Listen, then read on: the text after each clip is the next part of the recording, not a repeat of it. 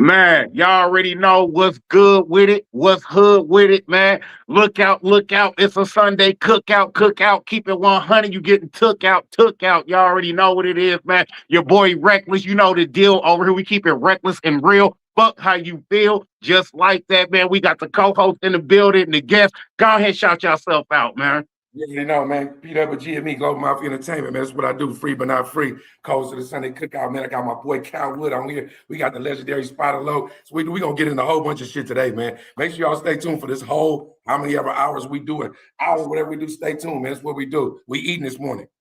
Facts, facts. Go ahead, shout yourself out, FTR and C-Dub.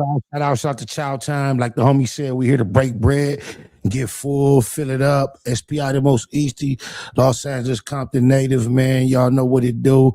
Shout out to Reckless Podcast, homie P-Dub and Cal Wood, man. We finna eat. What up, what up? This your boy Cal Wood, man. CEO of Cal Wood Marketing. Do music marketing, influence marketing for all the indie artists and a few industry artists as well. I'm just happy to be here, man. Detroit, Michigan, up in here, man. Shout out to all of y'all. To Low, man, to Dub, to Reg, man. I'm happy to be here, man. Let's get some good conversation.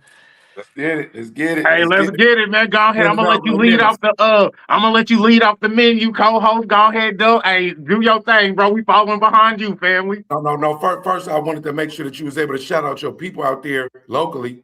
Yeah, I'm saying some people lost their life out there. I want you to shout them out. Yeah. Before we tap into the episode, man, I want to give a big condolences, man, to the two sisters in KC that lost their life at the club and shit this past weekend, man.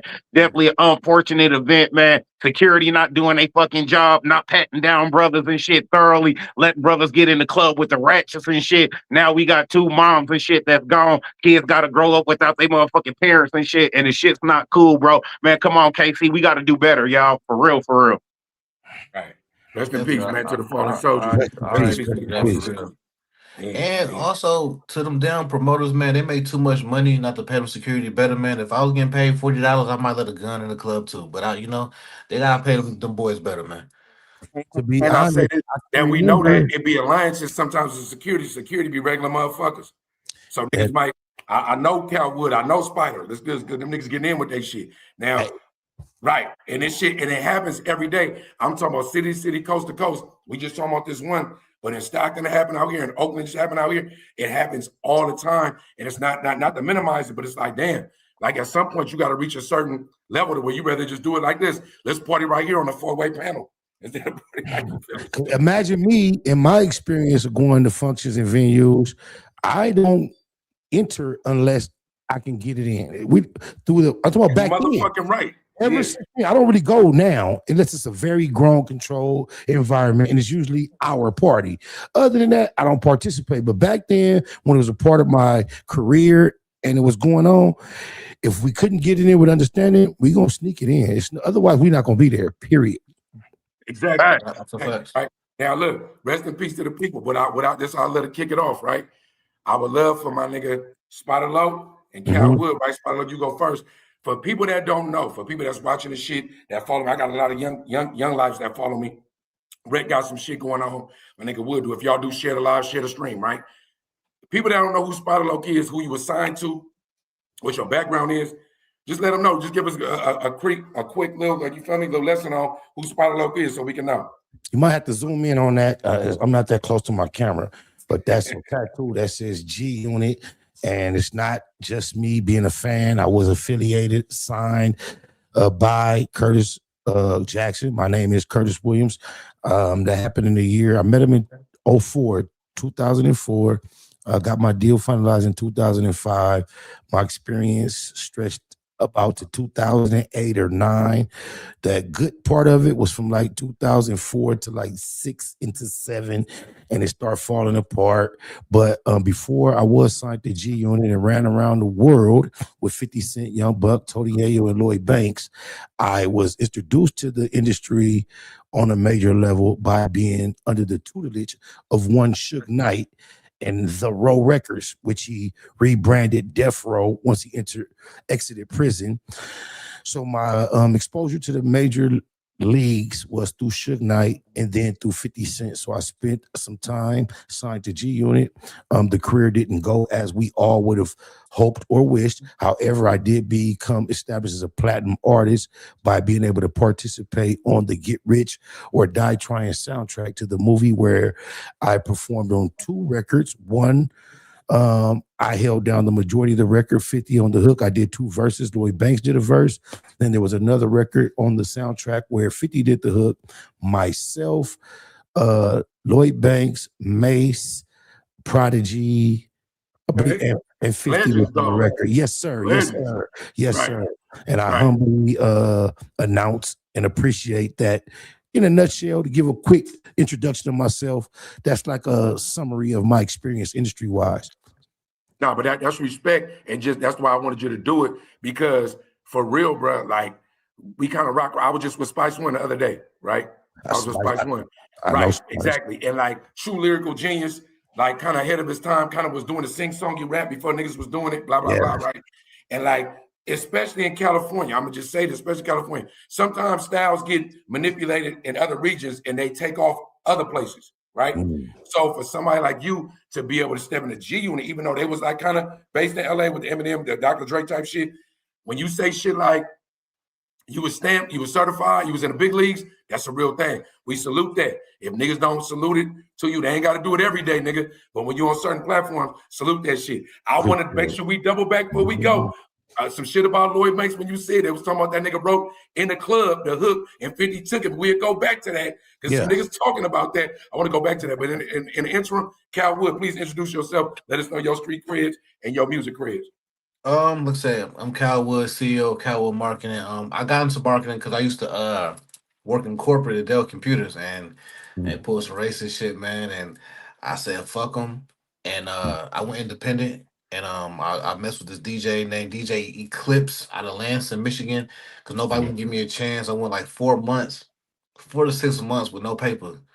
And he gave me a chance. I took off on his marketing, and I just started kind of marketing people around Michigan first, took over Detroit, and then I'll say a few names, some names are the NDAs, and I don't even like the name drop because it's kind of corny, but people that I can say that I work with currently now, I work with R&B singer Tink from Chicago. I worked with this guy named Nick Lavelle. He's from Detroit. I worked with people out of Filthy Rich camp, dude named Dollar Dave. Dollar Dave or Dollar Dame? Dollar Dave. Talking about Dollar Dame. Dame Dollar, yep. Not the basketball player. It's a dude from I know you're talking about. It's Dame Dollar. I know you're talking about. Dollar. London B. I think she out of Atlanta. She was on the show Rhythm and Flow, and just plethora of just other people that I work with, and Dub, of course, Global Mob, all of them. So you know what I'm saying? So that's another thing. Dub also gave me a chance and just understood. I understood his vision, and he understood what I was doing, and we trusted each other. And so that's it, right? So look, my nigga Rec, you got something to add to that? Because I'm about to jump right in.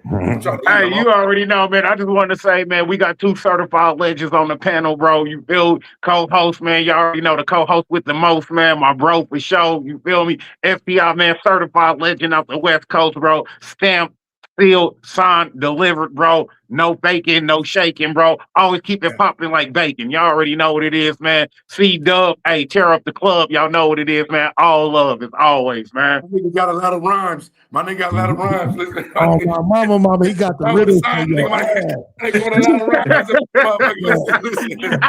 I stole a little season from FDR. Took a little season from FDR. Little salt bag up in this motherfucker. You feel me? Little salt bag. So we're going to get it cooking with this, right? This was in the kingdom. This wasn't even on the menu, but it came up this morning. Shout out to my nigga Cal Wood. Listen, so it's a rumor going around. I want to say, I'm going to use the words allegedly, and I want to make sure I'm clear on this.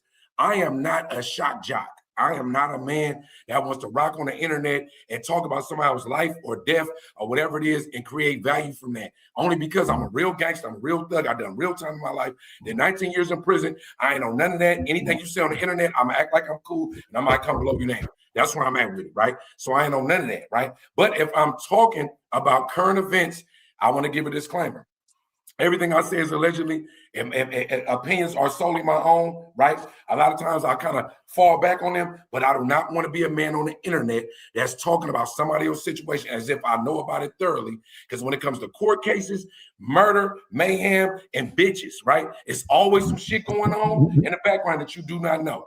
In this era of the Epstein files and anything else that we looked at and was like, hell no, that can't be true. We know this world is built on shit that, nigga, that might be true. Yes. Right. Max. So, given that disclaimer, make sure we clip this part because we clipping shit and we make sure we get a disclaimer, right? We're not cyberbullying anybody. Right. Not at all. We're not threatening nobody. Ain't none of that, right? Because in the words of Kendrick, niggas like to sue. So you Right. know. Right. You know exactly. why? You know why? Because they not like us. Go ahead. Yeah. Yeah. The first thing on the appetizer, the menu is this, right? We damn near going dessert first. So rumor going around now that Vlad TV has admitted that Jay-Z paid him to basically harbor Megan Thee Stallion, go at Tory Lanez, and blah, blah, blah, blah, blah, right? I'm going to save my opinion for last, but it's something that's trending right now. We're going to start with the hot topic. I would love to know what two industry insiders feel about that. Whichever one y'all want to take it first. Let's go. Go ahead, Wood. I'll follow you. All right. Well, man, listen, man, I've been following this shit from the beginning. See, so like they always say, if you want to hide something from a nigga, put it in a book. I've been looking at all these court documents. I told niggas that Tory didn't shoot Megan. Okay. I told everybody he ain't do it. And I'm gonna say it for me, it ain't no allegedly. I know he ain't do it. The fact that the one who shot her, Kelsey, got immunity before she took the stand. Plant the fifth, and the fifth is to protect you against self-incrimination. Go ahead, break bread, preacher. Go ahead. She got immunity before she hit the stand.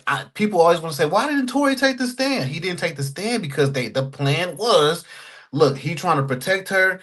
She's already protected. If she plead the fifth, they asked her, did Tory shoot Megan? She said no. He said, did you shoot Megan? She said, I plead the fifth.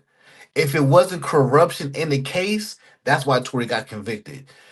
I mean, it's already, it's so much shit. I mean, everything from the boogeyman of the industry, Desiree Perez, being an informant, being a fucking snitch, a drug mule, or somebody who got one or two cartels indicted and locked up. Facts.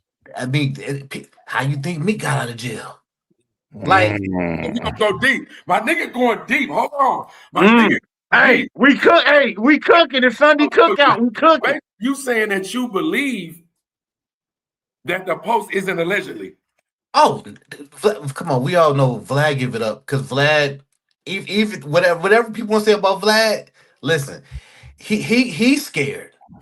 So he ain't come on, man. You know he's scared. He's a scared Jewish man. Right. Man, no Jews ain't scared of nobody, man. Low, chime in, Low. Before I saw it on social media, shout out to my boy Town Business Sports. He sent it to me. I read it, and I assumed it was satire, sarcasm, or fake. Right. When I woke up the next day and saw it had kind of spread and was being accepted as actually something that took place, I kind of leaned towards sarcasm. I can't imagine Vlad coming out, revealing. I think these are some of the things that Vlad has been accused of. And he's coming like, okay, you got me. Oh, yeah, this is what it is. And he's being an asshole, being sarcastic about it. That's what I believe. Okay, me personally, bro, you feel me? My take is this, man. I already knew Tory really didn't have nothing to do with that. And I'm going to say this because at the time this was going on, the industry was already on its neck about being an independent artist and not wanting to sign with a major label and have a major label backing him. You feel me? So they was already looking to press that button on him to try to get him out the way.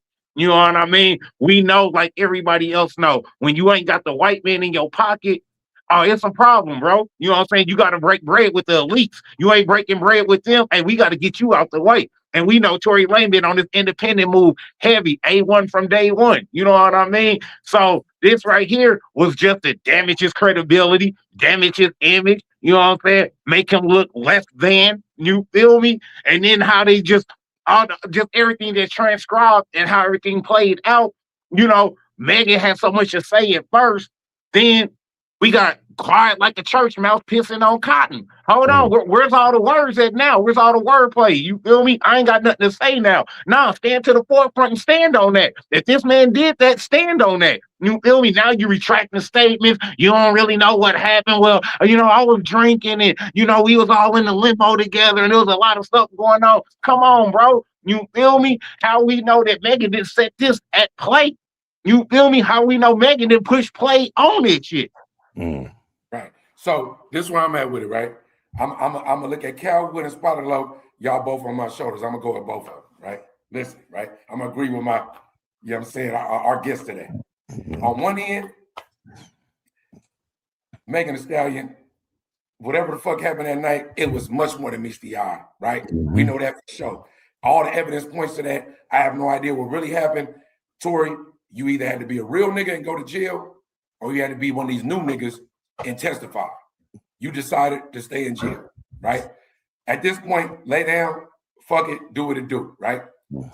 When it comes to these rumors, because so many things are convoluted, I'm on this side now, and polluted, right? You can't discredit anything that looks like a rumor. When you pull the thread, right?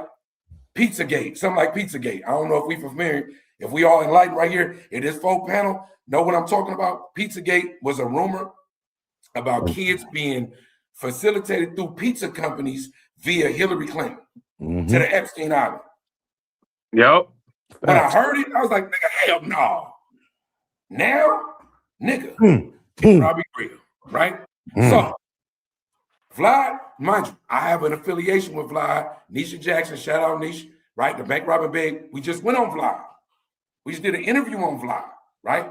Remember, Vlad is the feds.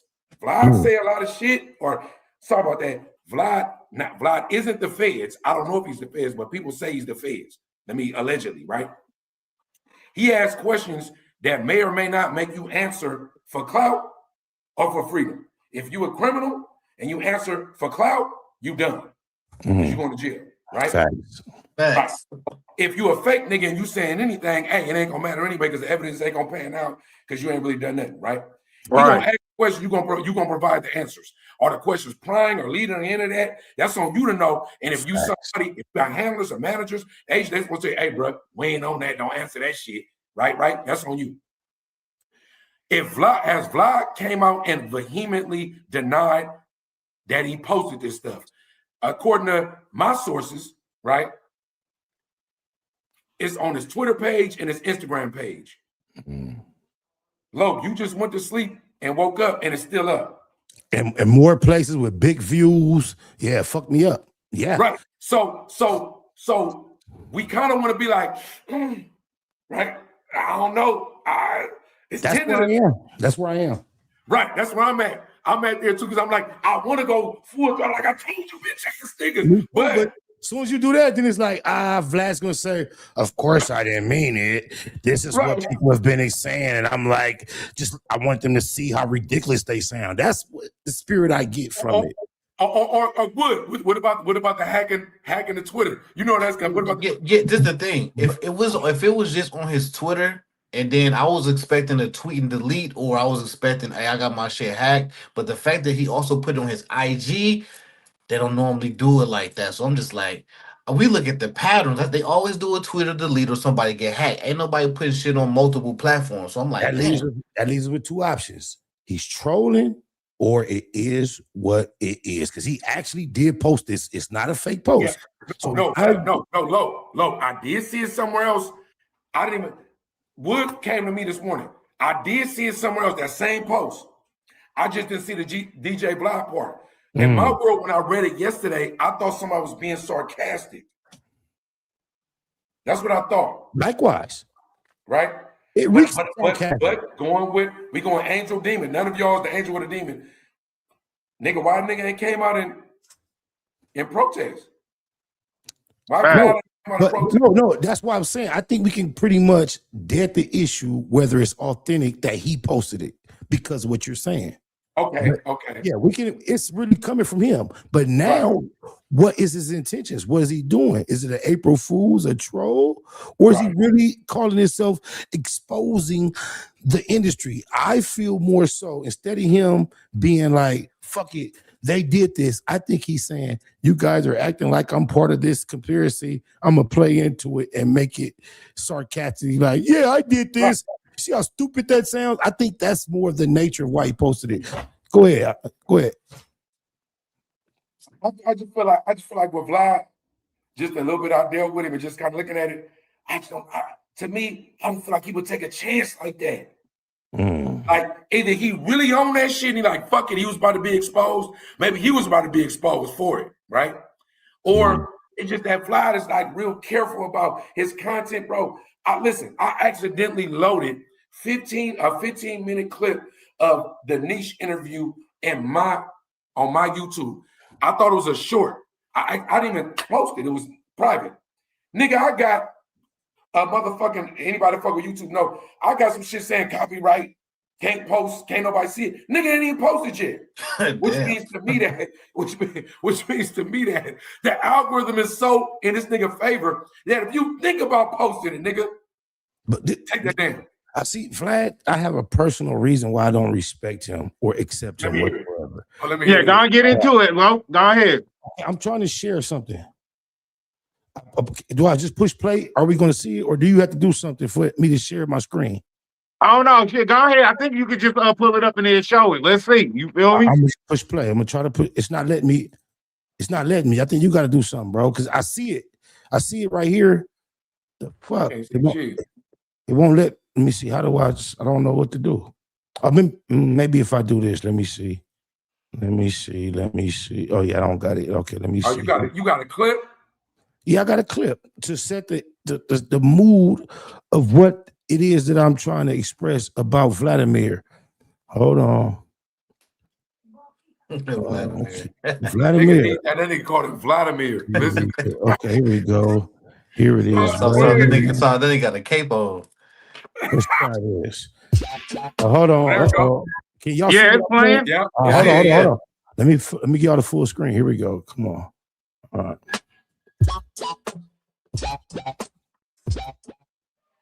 Yo, the Spotted Loaf for G Unit, the most easty on the west side, and with Vlad the Butcher. Put your ear to the speaker.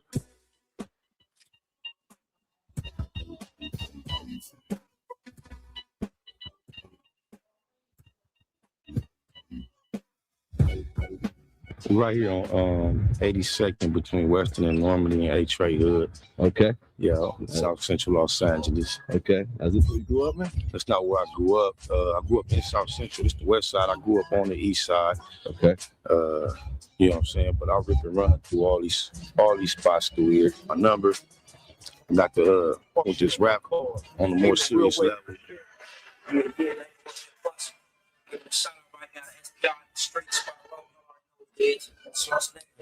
All right, so my thing is this. You see how far back my experience with Vlad goes? Yeah, mama. Since those moments, I've never disrespected him, violated him, done him wrong. He was Vlad the Butcher. Not many people was aware of Vlad the Butcher. Butcher, nigga. Okay. I remember that. Right. But you and I, but to the world, what he is now, they don't know. The people that appreciate him now have no idea about DJ. Let us know. Let us know right now on the Vlad the Butcher. You gotta put me on that. What's that? Let us know. Let us know. I know he's no good as far as integrity toward the culture just because of our relationship when he was nobody and I was signed. You see our rapport. And since he then, in the hood. That nigga in the hood. And Auntie Hefe hood, not my hood. I'm not gonna get into that, but it's the hood though. Yes, the hood. The trenches. Yeah. And when I say it's not my hood, it's showing how far I extended the safety. It's not my section. This is way across it's deep. So my thing is this. He has came into our culture through me and others. And here it is now that he's extremely more successful than he was back then without us ever having any beef, negativity, or disagreement. He has not reciprocated what I showed him that day. The energy has changed. It's no longer, you feel me? I would imagine just based on this one live, if I didn't speak to Cal Wood or P-Dub in 3 years, And in 3 years, you guys had did blue, blue, blue, blue, blue, blue, blue. I could imagine. Let's double back. Yeah, I'm gonna double back on my niggas. If I bumped into you, cross your path. I'm double back on my niggas though. Nigga, you went from a bald head to dreads. Fuck you mean, nigga? That's hella time. Like I'm gonna double back on my niggas. Now, let me ask you something, Lo, before I want more from you. Is this personal? Yes. Or do you feel okay? It's only personal. That's why I refrain from discussing Vlad from the perspective that you all would, because they're going to say my opinion on that is based on my personal experience. So even though I agree with a lot of things that they say about Vlad in the vulture type shit, I don't participate because my issues are personal and I don't want to get them convoluted. No, double back. Fuck all that. Right. What do you feel about him as a vulture though? Do you feel like he's a culture vulture? I believe he's a vulture amongst a community of vultures, and I think blacks have always allowed vultures to feed off of him. So I don't want to single him out like he's the only vulture causing vulturism to be a thing. But yes, he's definitely a vulture, no doubt.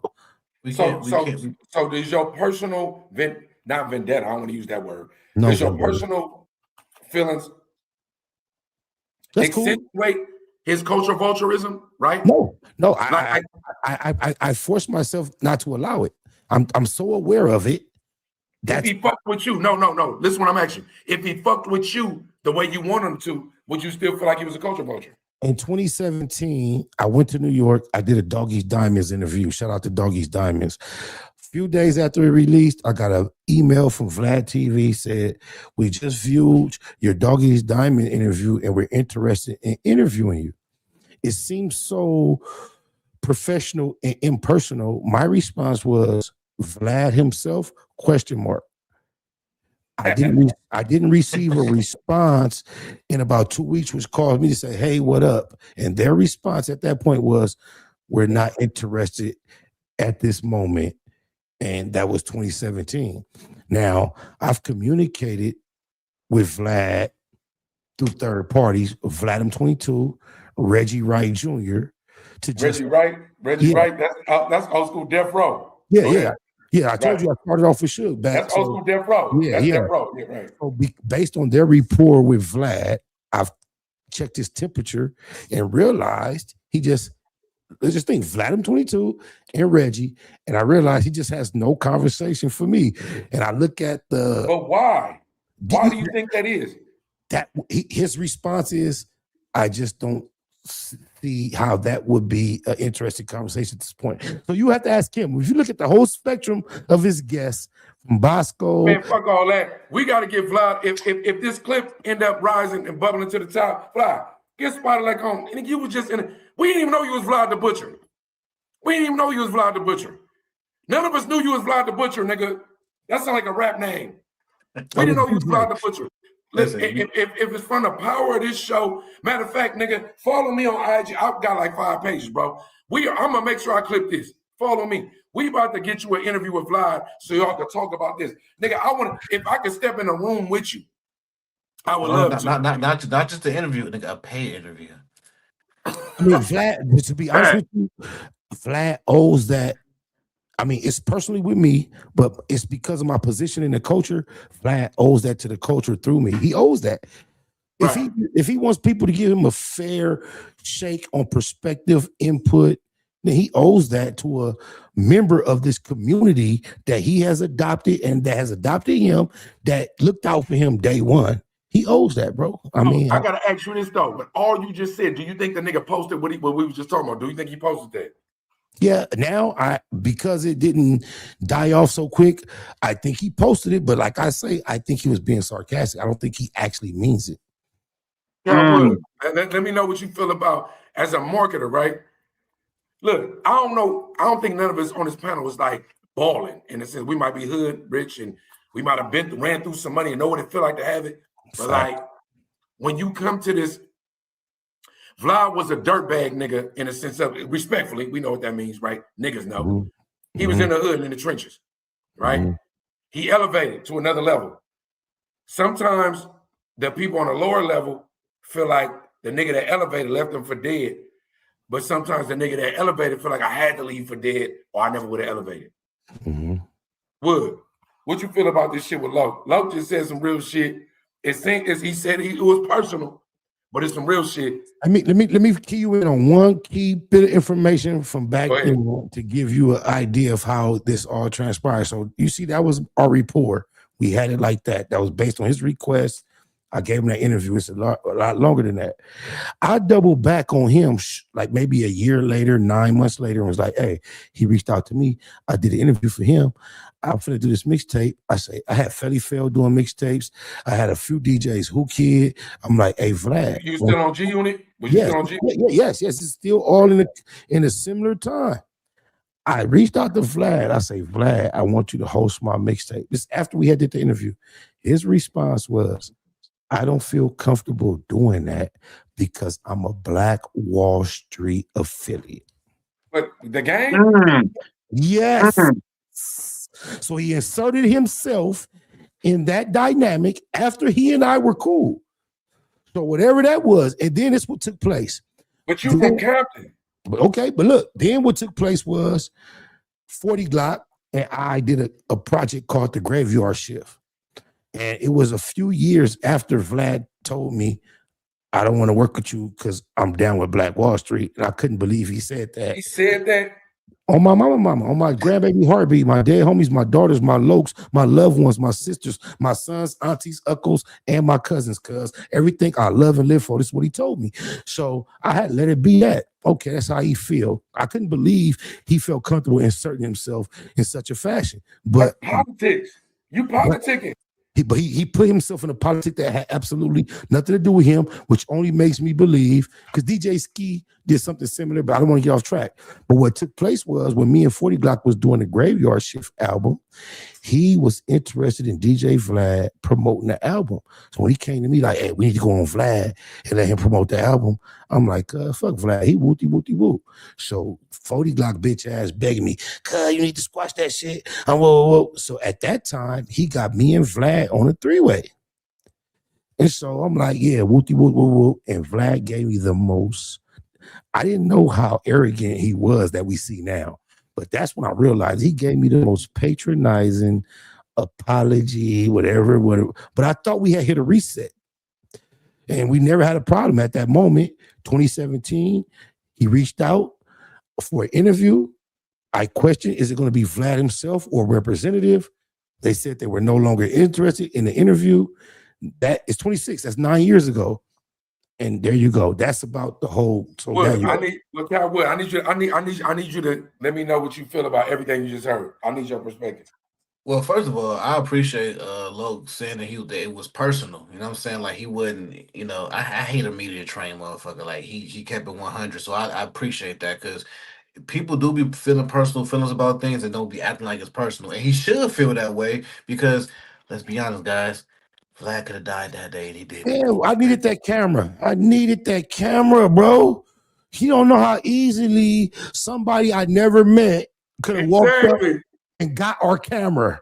I would have chased him down the street and come on, go ahead, though. So he protected that man. He wouldn't be where if things would have panned out another way, he wouldn't be here because of the strength of you and the protection and shit like that. Number two, we can't never also that he got how Vlad is, how he is now. We can't trust niggas who buy designer off the mannequin. Okay, remember that. If you're not able to put outfits together. No, say that again, nigga, so they can understand it. I can't trust a nigga to go to the Gucci store, Louis, whatever store and buy. I want that and point to the mannequin. I can't trust you. You can't put your own outfits together. I can't trust you. Get the fuck out the car.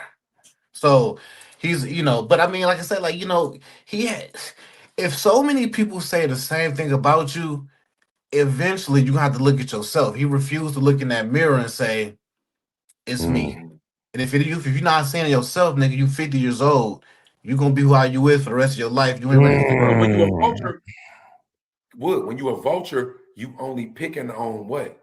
When you're a vulture, the dead bodies is you just picking on the defenseless. Oh, right. So he don't have that perspective. Also, too, with culture vultures, I don't know if y'all noticed this. When it comes to culture vultures, people like him, also people like Leo Korn and other people, right? if you notice, they always go after our culture because they can't get it popping in their own culture. Jerry Heller. Yep. They can't get it popping in their own culture, so they go to another culture and get it popping there. Hold on. Let me call the Mater D. Rick, I need you to chime in on this. Rick, I need the Mater D, bro. Let me know what you feel about everything that's going on. It's a lot of shit cooking right now in the kitchen. Where we at with it? Hey, bro, you already know we sitting, we popping like fish grease right now. What you mean, man? Hey, I'm gonna keep it 100, bro. This don't surprise me, bro, because just like Spider Loc said, when I got a personal relationship with you, why are you involving yourself in street politics that have nothing to do with you, bro? You feel me? You trying to pick a side that's not even your side to be picking anyway, bro.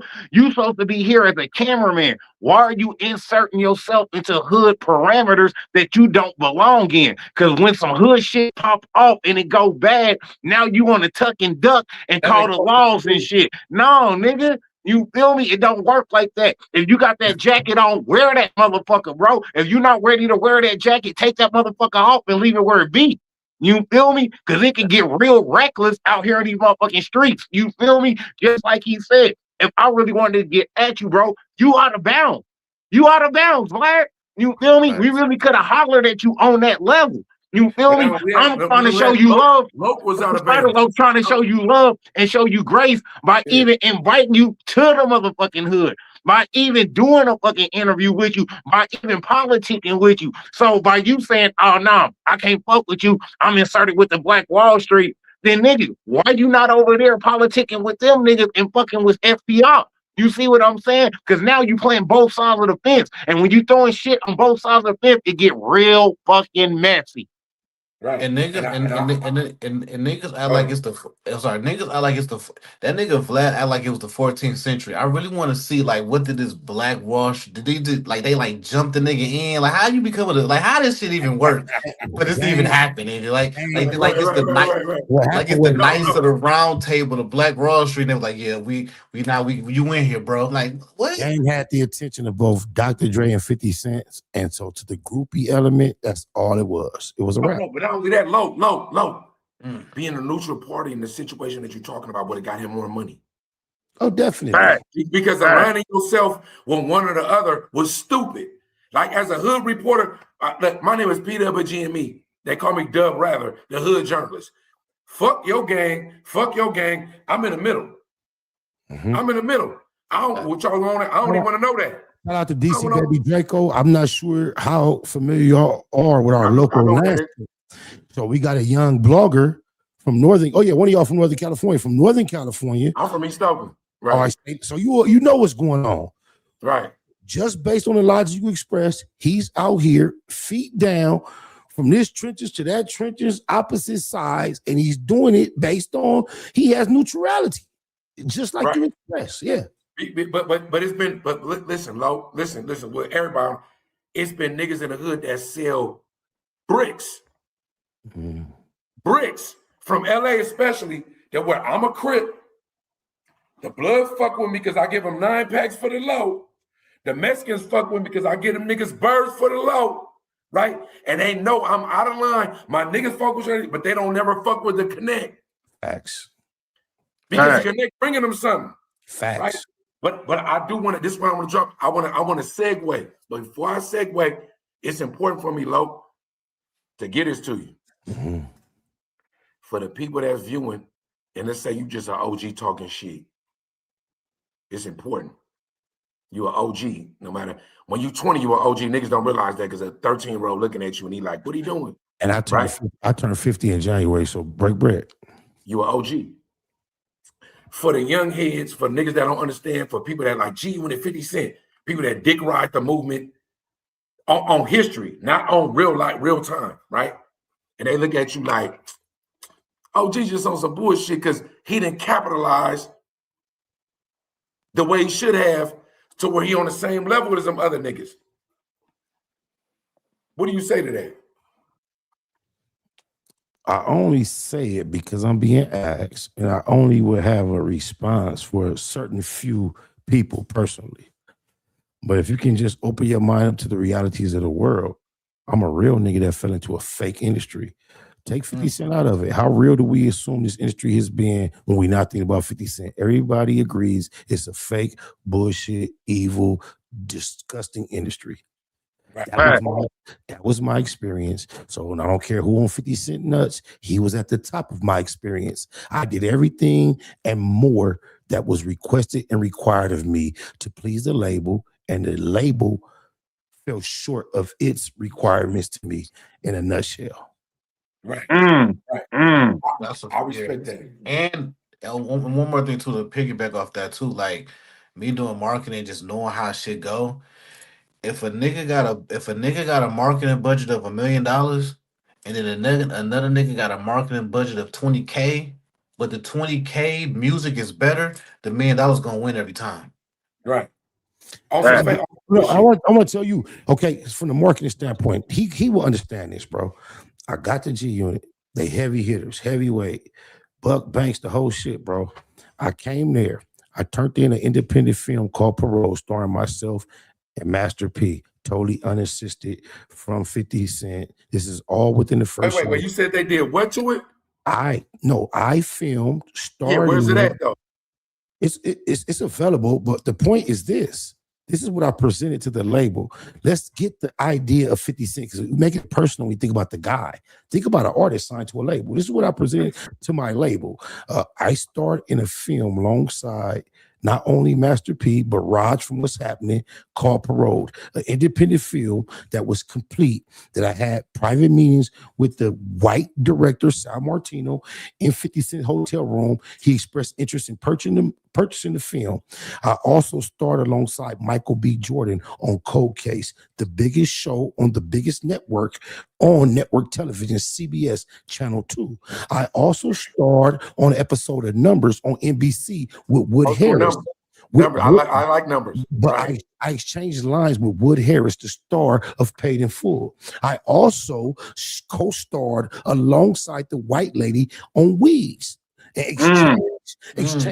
All this is in a time shortly after I was signed to G Unit. This is how I positioned myself in the industry. I appeared on an episode of Shark, which is a show that got discontinued. Not only did I do that, I produced, recorded, and filmed the video for a record entitled Beautiful World. When I turned this video and song into 50 Cent, it was through a third party.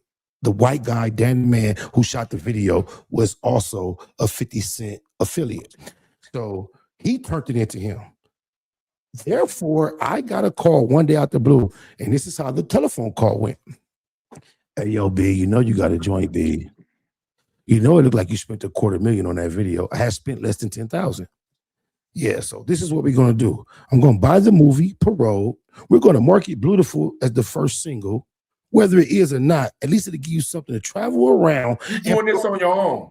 Oh, my mama. This is what he fumbled, bro. This is what he fumbled, bro.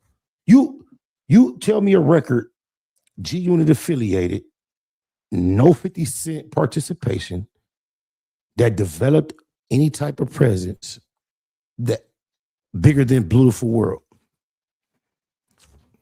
You name one. There is none. The closest thing is Beamer, Benz, and Bentley, and that was after all the success. Yeah. And Banks was already a platinum selling artist that had been successful. No, but look, hold on, real quick on the Banks shit. Was you around when Banks supposed to did the In the Club? No. But when I met 50 In the Club, was already the biggest record in the world.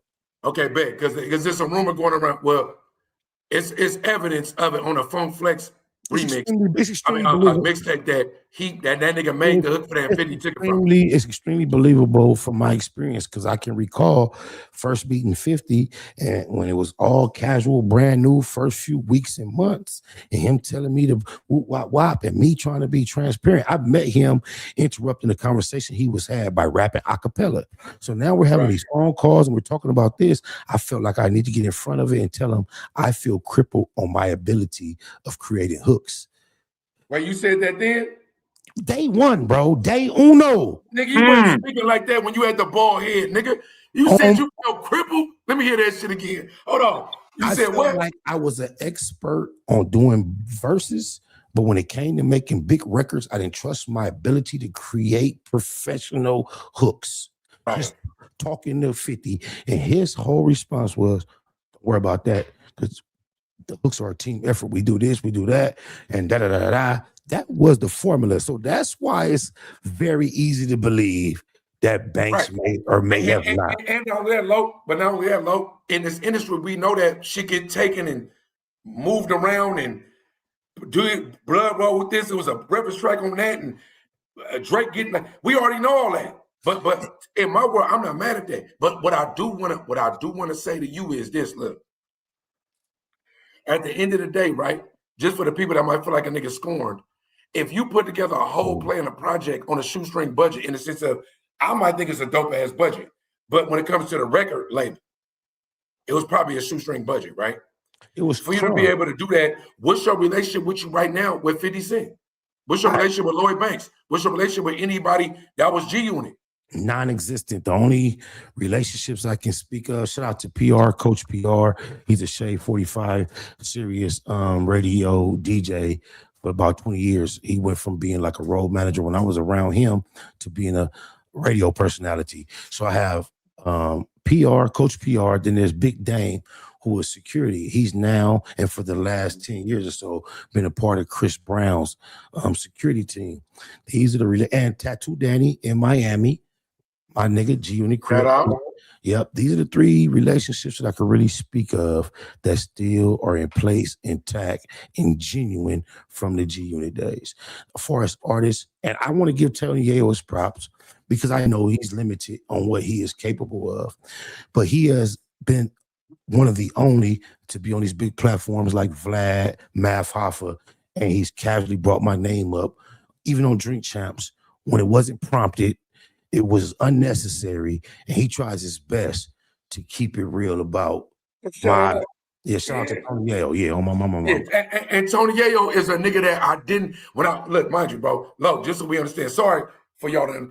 I was locked up doing 19 years when your career was spawning, right? Mm-hmm. So when I'm in prison with Crips, Bloods, LA niggas, Oakland niggas, like, you know what I'm saying? You know our shit in California prison. You know how this shit go. Nigga, I know who you was via that. You so know, when you was a G Unit nigga from California. You know what this is in the city. Nigga, all right. Bro, like, you know what I'm saying? You don't understand my affiliation really was Compton niggas, and I had to understand that Compton was a separate city from LA. I didn't even understand that going in. Just like LA niggas all thought we was Bloods because we all say blood. Just right. You catch an Oakland nigga on the yard, right? And he trying to let a nigga on the other yard know he's from Oakland. He gonna be at the gate doing this shit. Right, just throwing up that nigga, throwing up that nigga. Yeah, I'm saying that, bro. I appreciate your perspective. If you ain't been able to air it out, like in a way, in another venue other than your own, because when you're on your own venue, you air it out, I feel like you tripping. Right. When you're on somebody else's venue and they ask you a question and you be able to air it out, it's because somebody asked me a question, right? So to my niggas, Tony Yayo, other than you talking about eating raccoon head in Morocco or something like that, right? Like, my nigga be wrong. Listen, my nigga be talking about nigga. Listen, man, I'm eating lemon pepper angel wings. Yeah. Yeah, no, Tony Yayo definitely be expanding his palate. He be trying some shit. Top, right? Listen, right? But he rock hard for 50. You can't knock him. You can't knock him for that. He rock hard. Right. So segue, right? Look, I swear that's why we got to do this again. Because I want to focus on the shit we on. But segue, we talked about Jay-Z. We're going to go to the Russell. Anybody on this panel don't know about the Russell? If you need schooling on it, is what it is. Bars. Right? Oh, I know about it. Now please let me speak. After you get done with the let me go. I got some shit to say. Right. So go ahead, C-Dub. Go ahead. Bay Area native. I'm from East Oakland. He's from the 707. The Russell, he's a golden child where we from. Because from the rooter to the tutor, from nothing to something, from actually figuring out promo and marketing schemes that none of us was on, the Russell, you got to salute him. You got to salute him, right? It led all the way to the Rock Nation doors. Just to give you a sidebar, he signed a Rockefeller, sorry, not Rockefeller, Rock Nation, Rockefeller throwback, I'm OG, right? He signed a Rock Nation, right? And because the Epstein files dropped, people are going, what would he do there? Where 3 weeks ago, people were like, nigga, what you mean that's Jay-Z? I'm gonna tell you something. Any nigga from my soil that got a chance to not only sign with a legend or a legendary name, not only that, to grind for a nigga getting $100 off a G bundle would do it right now, right? So everybody that criticizes, critique, and say what they wouldn't do, nigga, the Illuminati and this, nigga, eat a dick, shut your mouth, fuck whatever that song. It's Jay-Z, nigga.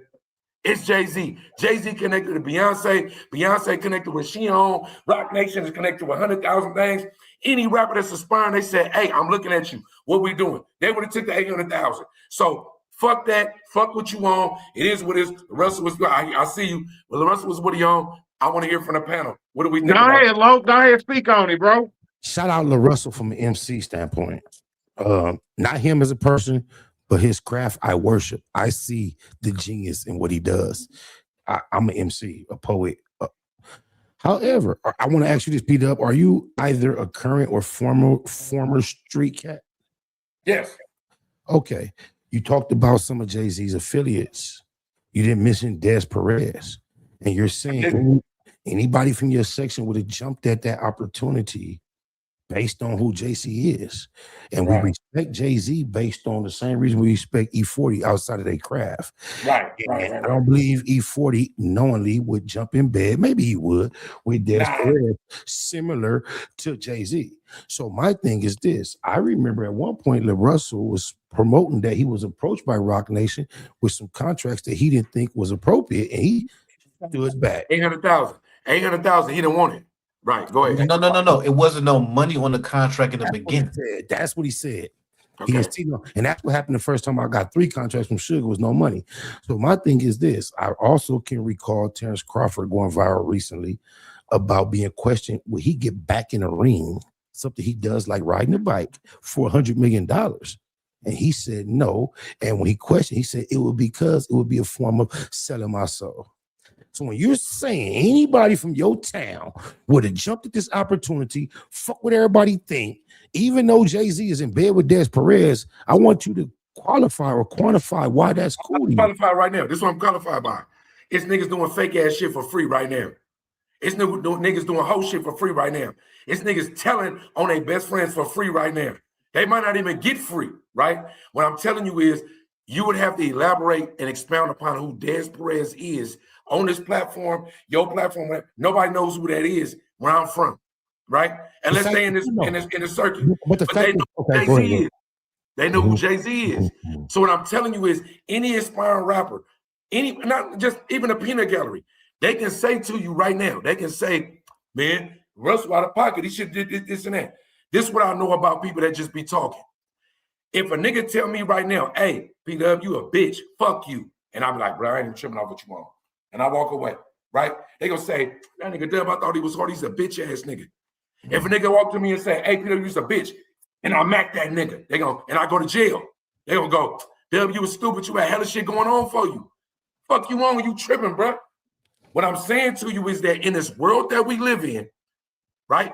Whatever decision you make for yourself, you made a decision with G-Unit, right? It might have been some people going like, why would you do that? You could have went with Death Row. Why would you, right? But you made your decision. He told on Murder Ring. Right. So I'm saying that the name Jay-Z is attached to it. Whatever happens from it, if the Russell career goes 8, it goes to the universe, goes to the Mars, or it tanks. Doesn't matter.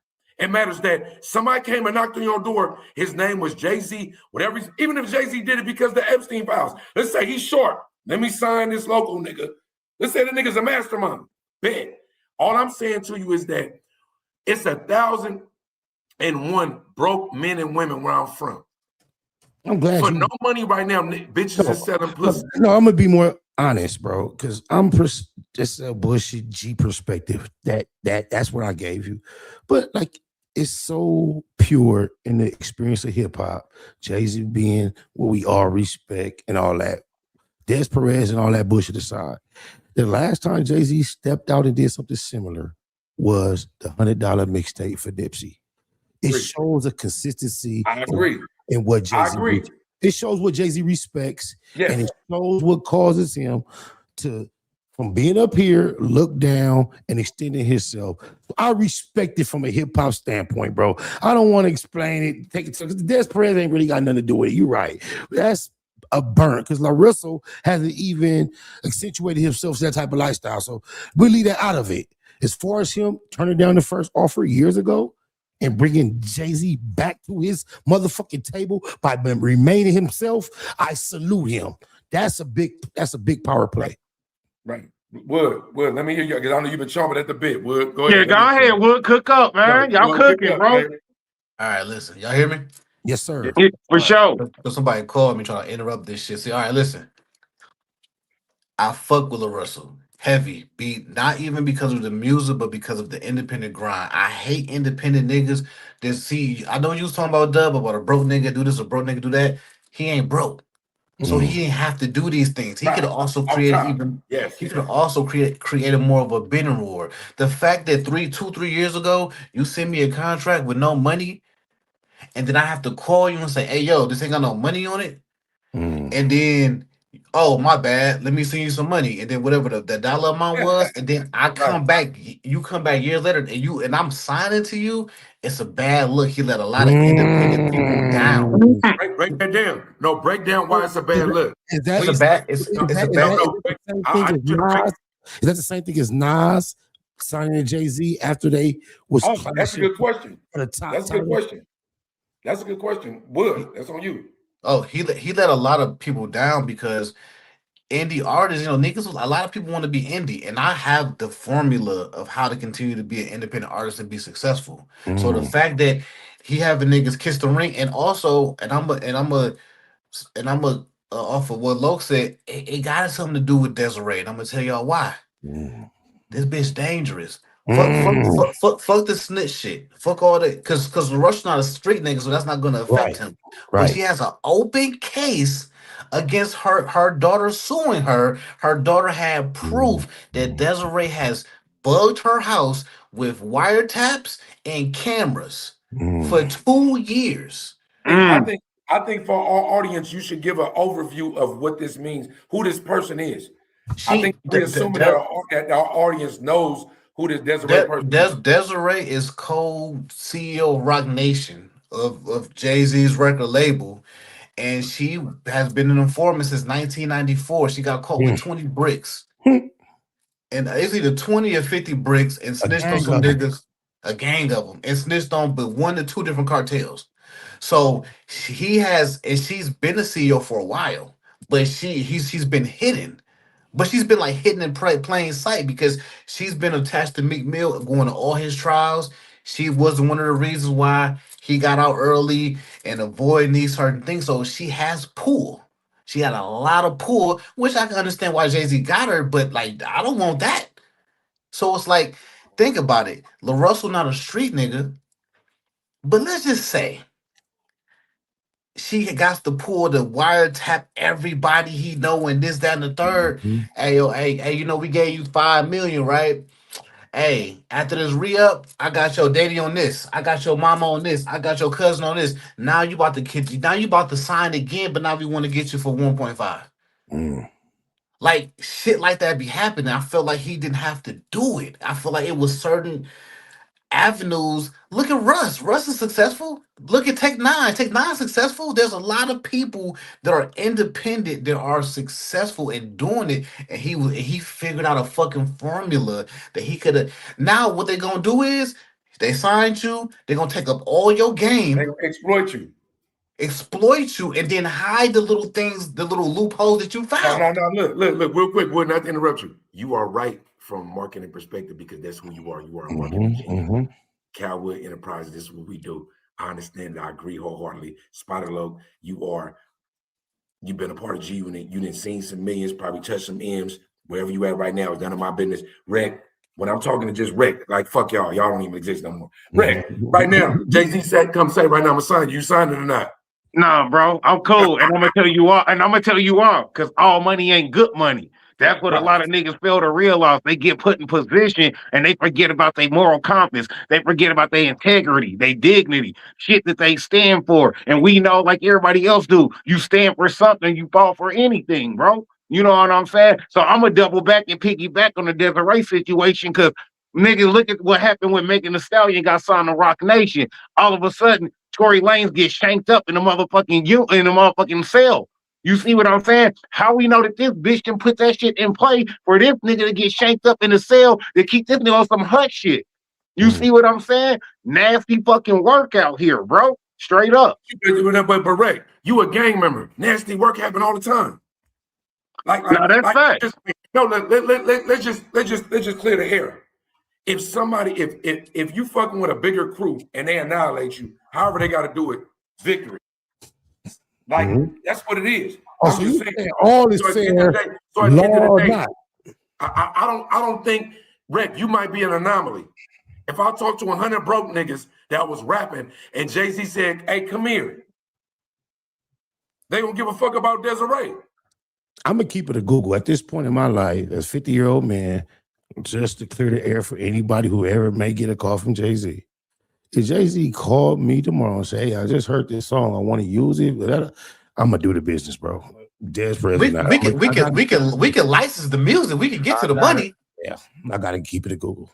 No, hey, I respect that though, Loke. I respect that FBI straight up. I respect that, bro. Even if he approached me with some form of the Laresso situation, business is business. Because I realize this: we walk into business establishments every day and conduct business with individuals, regardless of their personal beliefs and all that. So there is a line of separation. Now, if you line yourself and fraternize like how I did with G Unit, that's a step further. But like that, you in the gang. You in the gang at that point. You in the gang. It's like no gang culture because you're from. Listen, bro, you're from a real Compton is a. For those that don't know, Compton is like. Even if you're in a gang member, Compton is Compton, right? Look when how you do shit like this, that means like, nigga, I will kill and die for you. Kendrick did everything he can to separate himself from gangs, and the Pyru still claim him. This is facts. You feel me? Right now. Yeah, right now. Right. Yep. Yeah. Right now. Right now. Yeah. But not only that, niggas is raw to be like, it is a little trouble. Pyru's where you at? Right? You know what I'm saying? Right? Yeah, no, right. Just like we know the Chris Browns and certain people in the world ain't never got jumped in. Right. You ain't never got jumped in, but you were part of the game. But that's because you can't. That's a fact. But here's the thing. I do agree with Lo. Like, here's the thing. If Jay-Z called me and say, hey, yo, I need you to do some marketing for La Russell, guess what? I'm going to do it for two reasons. Number one, the money. Number two, I got a pure heart. So I'm going to make sure he good. But if he be like, hey, yo, I want to sign you to Rock Nation to the marketing team and put the Rock Nation chain around my neck, fuck you, nigga. No, I need all my shit exclusivity contracts. For no amount of money? For no amount of money. Hell no. Because here's the thing, bro. Because I know amount of money. Bro, I can get it on my own. Records, we can pull up the Terrence Crawford clip where the nigga, this is exactly the same shit. Bro, I can get it on my own, bro. Yeah, same shit. I'm gonna do what they do, like I've been doing. I built my shit off hard work, but also off of credit. I preach also not just marketing, but credit. A lot of my clients are thriving off of credit. Let's get your credit score to this. Let's get your business. Let's get your business credit to this, and let's go get you a loan from the bank. Because if you go get signed to Rock Nation, your $1 million is an advance from the bank. Elaborate on that credit shit, because people think credit is magic. Yeah, go ahead and cook up on that, T-Dub. Listen, this credit shit it's easy, bro. It's really easy, and it doesn't look easy because the white motherfuckers want to make us look like it's hard. It's easy to get past the 700 in your credit score. It's easy to create an LLC, do it in different states, because California, that shit like 750. Fuck that. Do your shit in Wyoming, Colorado, Michigan, Texas, where in Nevada, it's a place where you can do them. Build your business credit 6 months. Easy as fuck with like $200. Go to the bank and structure your shit, and then you can go get 50K. You can go get 100K. You can go get $250,000. This shit. And if you want to skip the line and say, man, I don't want to do all that, you got $5 grand. Boom. Go buy an Age corporation that's already been established for 10 years. Yeah. Right. And then go to the bank with that. Right. And then you can go fund your fucking music career. This is why we need to come together as a conglomerate. This shit is easy, bro. Really, on some nigga shit. you can sit down and talk to your significant other and say these words, and she gonna be like, that sound like magic. Oh, you ain't boy. Oh, that's a whole different conversation. You talk about the women. That's why we got to lead. If you want to see a dream die, share it. I mean, with women a lot, but share it with people who are not dreamers. Go ahead. Yo, listen, bro. They gonna be like, nigga, you about to go to jail. But you'll be like, nigga, Trump is the president. He showed us the blueprint. Listen, when you are a truth teller in a room full of liars, they're gonna try to make you look like you the liar. Right. So, right. I want to ask. I want to throw a question out there. What's success today in the music industry? What is quantified or qualified as success today in the music industry? Honestly. Man, I'm gonna make this short and simple. In my eyes, I feel like success now is not even based off money, based off fame, or based off your music. I feel like now it's all influence. How popular are you as an influencer? Can you make people lead and follow in your direction? You feel me? We looking at Casanat. He was a streamer. Now, why do the motherfucking elites want to put him up under the wing? Because he's a fucking influence to the masses of the youth and the ones that's looking up to him. So whatever he do, whatever he say is gold, these kids will go follow and purchase that shit. Facts. So I feel like now it's not even about your music talent no more. How influential are you to your community and to other people, and your word speaks volume. Look, I'm glad you said that, Rick. Also, guys, hey Kai, we want you to do the humiliation ritual. We know you can't read, dumb motherfucker, but we want you to read in front of all your people because we gave you $150 million. And then you're gonna be suing for 358 years from now. Because ain't no way a nigga can't read that good, and you want to read in front of all these people getting cooked. You got too much money. You got too much money not to hire a tutor. Real quick. Everybody read that comment from the average Joe. That's the average Joe. The average Joe. I just shout out to the average Joe because I don't want to go work no forklift or warehouse job, right? See, like a lot of times we be talking, and I ain't gonna lie to you, Lo. I done double back on some of your shit. It's only a few of us, bro, that's able to escape the matrix. But you really can never escape the matrix because you're the minority, right? So people that are crash and burn are tune in to this full panel. Might only get like 300-400 views, something like that. But this shit be so enlightening and uplifting. We talking about the music industry. We talking about successes here. But it be so many people that's the average Joes, bro, that every day sacrifice their life on the front line. Facts. Right? Right? So even let me expound upon my question. What is success, period? And you mean for me? Industry, you mean what is success? Are you asking what is perceived as from the public, or you mean actual success? Or to us? Actual. Actual success, regardless if it's music or anything else, is getting what you consider a fair return on your investment. And that only can be quantified by the individual that's investing. Because I could feel totally successful, and you could be looking at me like, and I'm happy at what I accomplished. What up, son? For sure. What'd you say? You got a stud finder, right? Go ahead, Rick. I got a stud finder. I think it's in my. You got to go to my house, look in that dressing room, and look in the door. Me personally, I mean, I feel like this. You know what I'm saying? Success is in the eye of the beholder. You feel me? So, meaning, if you feel just like FTI said, if you feel like you've reached a certain level of success personally, the masses might not agree that you've reached that level of success. So it's in the eye of the beholder of what you feel that success is. It's success hitting $1 million. It's success having a platinum hit. It's success having your shit spinning on 3 different radio stations at one time. What is success in your eyes? You feel me? Because success to everybody is different. You know what I'm saying? We all have our own opinion, our own thoughts, our own definition of what success is that might not agree or align with the masses. So if I say success is, hey, I got a platinum hit, I got artists on there I want to fuck with that's featuring, and I got FTI on there, that's the bro, whoop-de-whoop. The masses might look at like, bro, you ain't got Drake on there. Oh, you ain't got Kendrick on there. Oh, you ain't hit no real success. But if I feel like Oh, go ahead, FPR. Go ahead, intervene. Go ahead. Nipsey gave us the perfect way to view it. It's a marathon. If you watch a marathon, the motherfucker that come in last, walking on his knees, celebrates.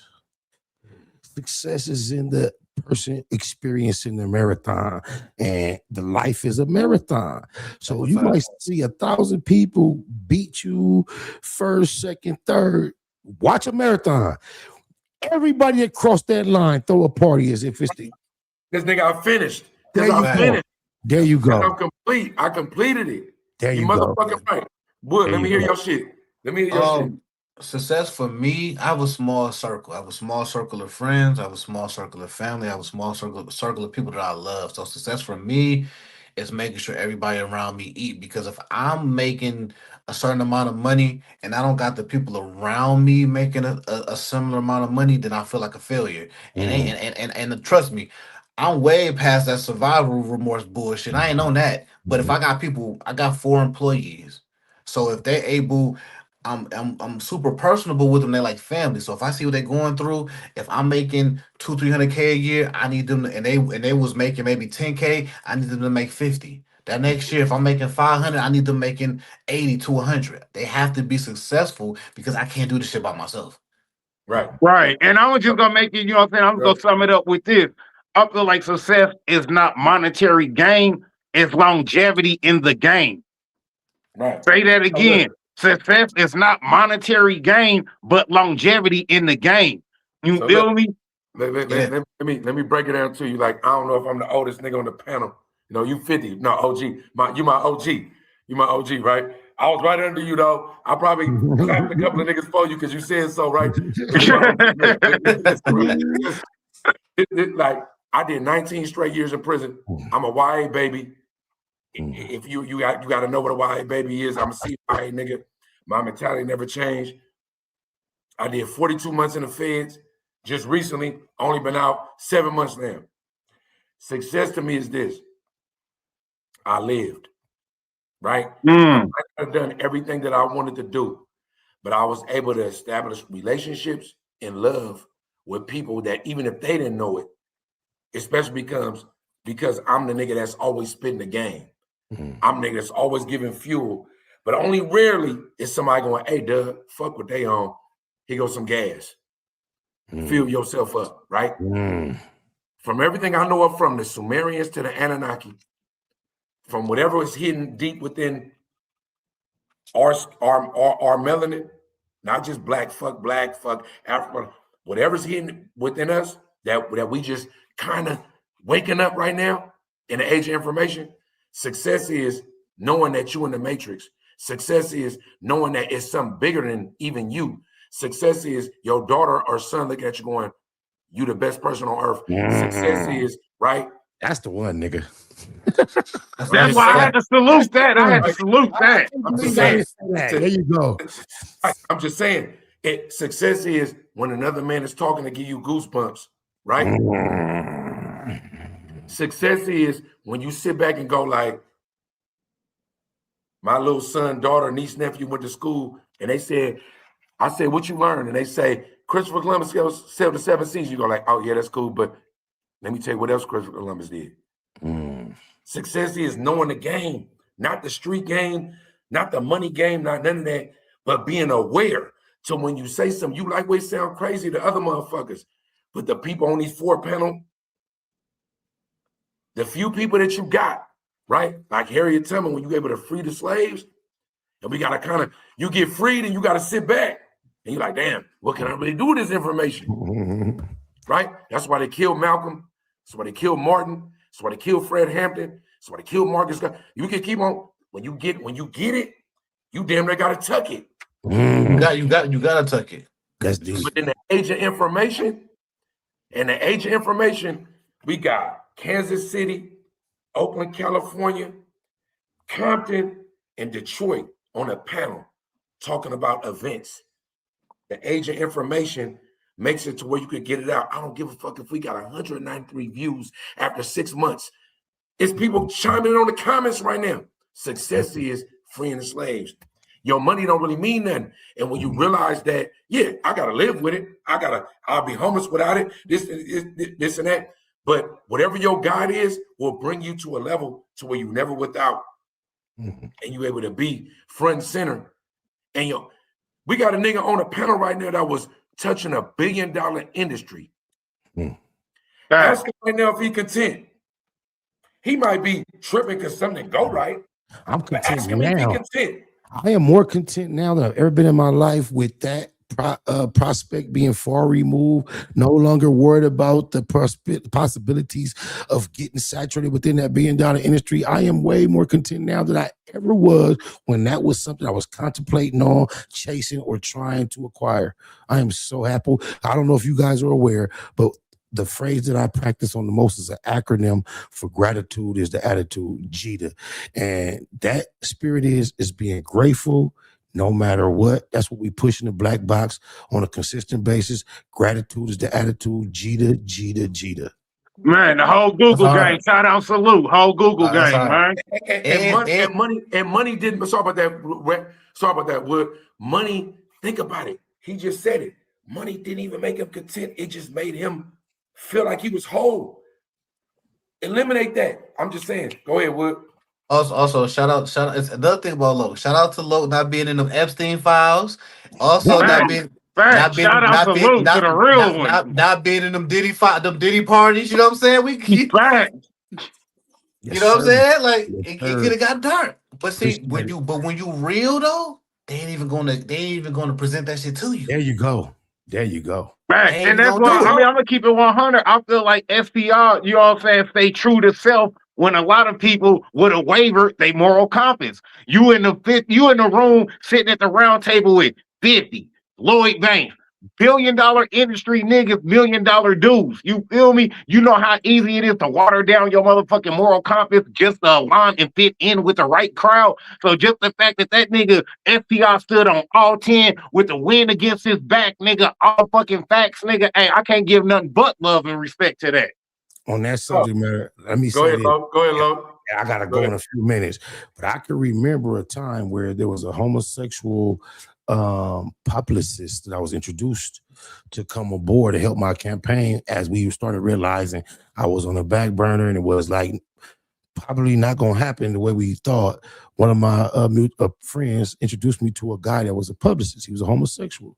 And the first time he came to my studio to come have a business meeting, we might have been 8, 9, 10 deep in the studio. He sat there in a big ass office chair, Indian style, holding his ankles. And as he observed us in our natural environment for about an hour, then he asked for the floor. Like, let me speak. Woo, woo, woo. And this is what he told me.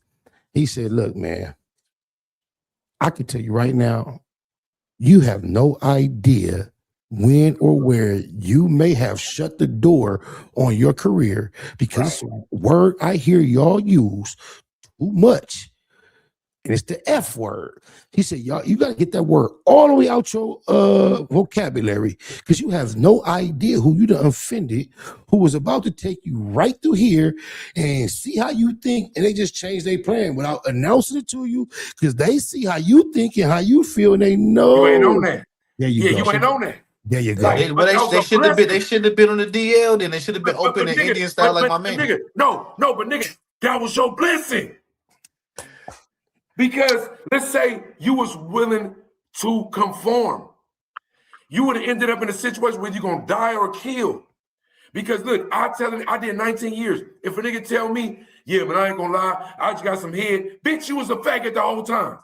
Yeah, I would be, but the fact that you say that there was no possibility for me to ever conform. That's what I'm trying to tell you. Right. No. My point is this, nigga, if I do 100 years or 30 days, yeah, I'm not even on that. You let that motherfucker dry up and fall off, nigga. I'm not gonna do nothing to no man.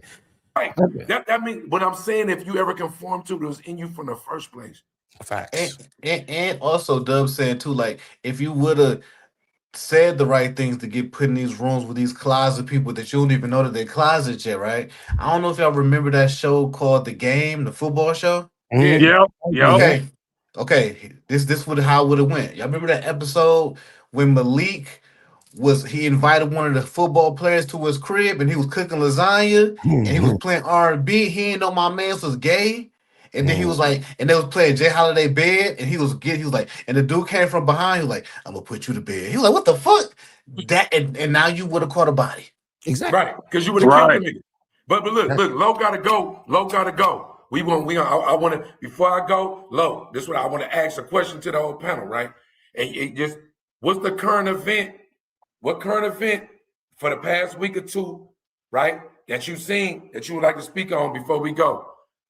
Go ahead, FP. I'm gonna let you take the floor on this. Corey Holcomb is bunk. Hey, bro. Man, FPR, bro. I watched your video last night with my girl, bro. Dead ass. I watched your video last night with my girl. Bro, that shit is nasty work, bro. Dead ass, bro. We got him basically co-signing down there the type of fucking nasty treatment this nigga R. Kelly was on, bro. You sitting here with a 15-year-old girl in the bed, bro.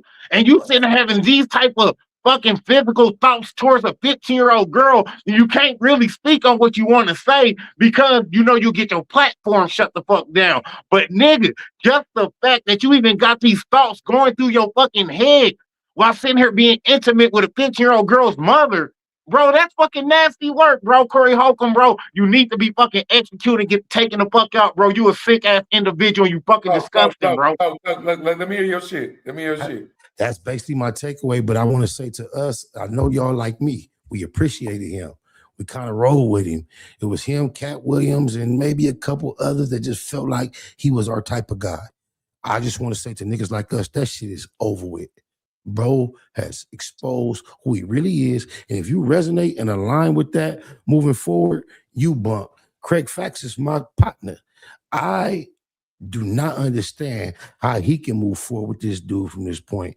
And that's the most current event. Elaborate because some viewers don't know. They don't know what you're talking about. What happened with Corey Holcomb? Corey Holcomb, if you're not aware, it started off the exposure campaign. He got into a confrontation with Anton Daniel, Regardless of that, what happened is now the spotlight has been on him, and there's been a bunch of evidence come forth that not only that he is very comfortable with being offensive and with a female he doesn't like or appreciate is way over here, he'll close a gap to come way over here to physically harm her, even though there could be a man in his face like this that he doesn't like, and he can refrain himself. Yeah, avoid the nigga. He'll avoid the nigga. But now, in him trying to explain all that, it's also been exposed that he has a propensity to sexualize children. And I don't respect it. I'm a father of 6, a grandfather of 1, 4 females within that order. There is no respect for him whatsoever coming from me. You a bitch. He's a bitch. He said that he knew his daughter was a slut at age 3 months because she never kept her bottle in her mouth, but instead. Wait a minute. Wait. He said this out loud, bro. Yeah. Yes. And he said his daughter used to take the bottle and put it all over her face. He said, "Oh, you just like your mama. I love y'all. I gotta go." Melanation over everything. Be about your melevation. This my boy. Y'all my folks. I'll be back whenever y'all need me. And all the pages, bro. It's all love. You already know we'll do this again. We can do a panel on my platform too, y'all. That's that. You know I'm down. For sure. Much man, love. appreciate you taking out your time, FBI. Hey, blessing the Sunday cookout, bro. All love as always. Go out there, handle business, get a Google gang. Y'all know what it is, man. The Loke in the building, bro. A special thanks to you, Reckless, for the support, the consistent support. Anytime you need me, bro. Man, I appreciate that. You already know. All love as always, bro. All right, cuz. You already know. He's talking to Compton. You already know. He's talking to Compton, man. So we do. You already know. All right.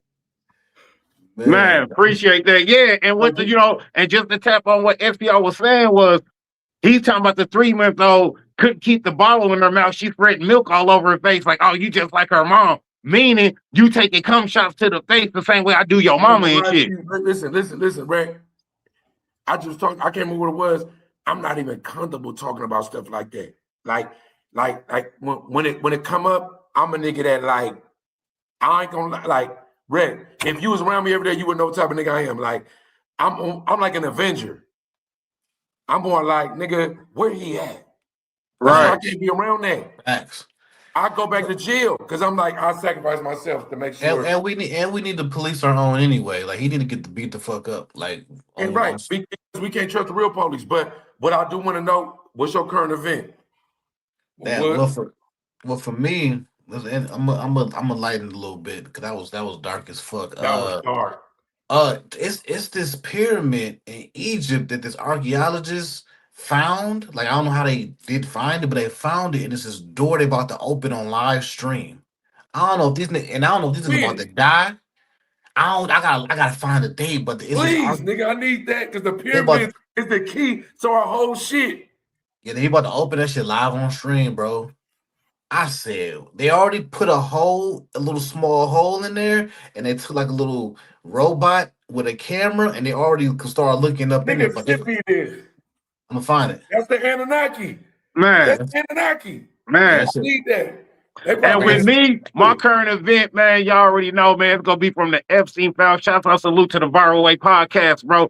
Just like my bro, Mr. Viral himself said, once we found out that these elites are sacrificing babies and eating them, why are we not outraged by this shit? Why are we just docile and acting like, oh man, that ain't no big deal, nigga? So when we see the dude in the airport losing his fucking mind after he done seen this shit on the phone and he waking up the airport like, hey man, y'all see this shit, man? It's nasty work.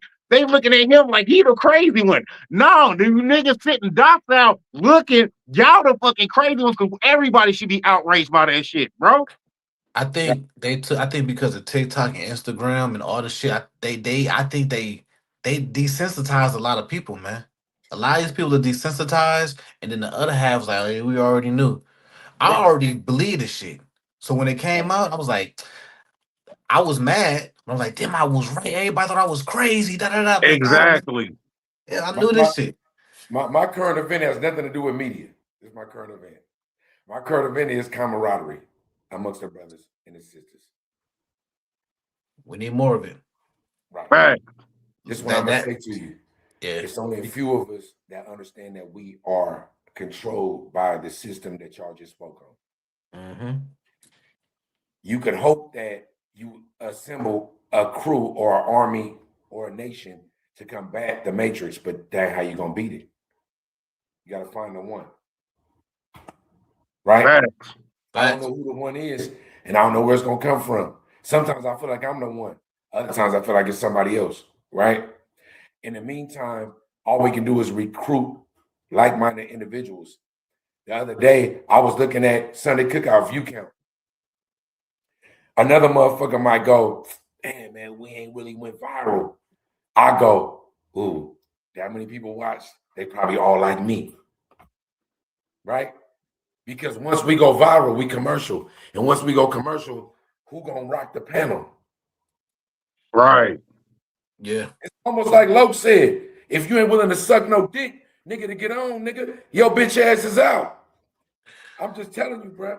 The way this shit is set up, it ain't set up for real niggas. And when you're a real nigga, you probably ain't really ever gonna get it to where you want it to be. So my current event is shout out to all the real niggas, the real women and the real men on earth that ever sacrifice themselves and their kids' self to make sure they don't got a lot, but just to make sure that they got life. Join us. And come eat with us on a Sunday Cookout. We got appetizers to dessert. We eat every motherfucking week. This is what we do. Come join us. We the resistance. When the shit, if they shut off the internet right now, nigga, if they cut it off, we gonna get ham radios and we still gonna holler about the Sunday Cookout and say, hey, meet us right here in this square. This the resistance. We building it up. It's starting small. One day somebody gonna want to syndicate us and pick us up. And when they do, we gotta be aware. No, that's facts, bro. And we got to start being able to come together and have uncomfortable conversations because you can't get to a bigger plateau without having those uncomfortable conversations. If somebody's ideology don't align with yours, hey, instead of you knocking it, get an understanding first. You feel me? Pick up the tidbits that they drop it that you might want to eat off of. Find out what's the reason. Find out what's the nucleus of their issue. You feel me? Before you just dismiss what they say. Because when you dismiss somebody, you saying they crazy, and that's not right, bro. Everybody has a right to have a voice to speak on their opinion, their ideology, even if it don't align with yours. But if it don't align with mine, Let's find out why it don't align, and let's get it right to where it can align. You feel me? Instead of just knocking each other and tearing each other down. Rick, everybody don't have that right. America got you think you got that right. You do not have the right. Not only that, don't worry about why. Hate to correct you online. Don't worry about why. The few people that walk up to you after and go like, hey, I be thinking the same thing. Absorb them. Facts though. That's facts. Cause the why is obvious. The why is obvious. Cause you speaking some shit, nigga. Bitch ass nigga. We don't want them to know. Right. Right. Yeah. And we need to also start having more secret codes, like people like these bitches going to Turks and Caicos, getting their braids and shit, nigga. Braids. Niggas used to put the maps in the hair of the braids, nigga, tell us how to show niggas how to escape. Yes. So we need to start creating fucking codes. I remember when I was younger, I don't know if y'all used to do this, but me and my friends, we used to put the letter B in front of in the middle of every word. So we used to be talking and shit. And people didn't know what we was talking about. So I'd be like, how do you do it? So all I said was how you doing today? And they didn't even know what we was talking about. We got that too. It ain't what B, we got that too. Yeah. Like create our that's own. fact. That's fact. The same way the elites got their handshakes and they hand codes, we need to have our handshake. Hey, okay, I see you certified. Okay, I see what you did with the hand there. All right, you along with us. You in place. All right, I got you. If a Mason think he see another Mason, he gonna come up to him, shake his hand a certain way. If he throw that shit up, he gonna throw that shit up. Throw that shit up. Right? Look. And I want to sign off with this. Wood. I wish my nigga Luck was on here. Look, listen.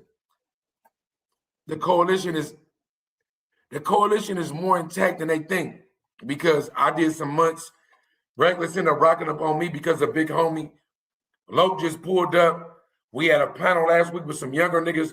The viral way them niggas was on the same page. The coalition is real. We have to be careful and make sure that we keep the coalition together. Right? So however we do it, we talking about marketing, we talking about the game, we talking about the streets.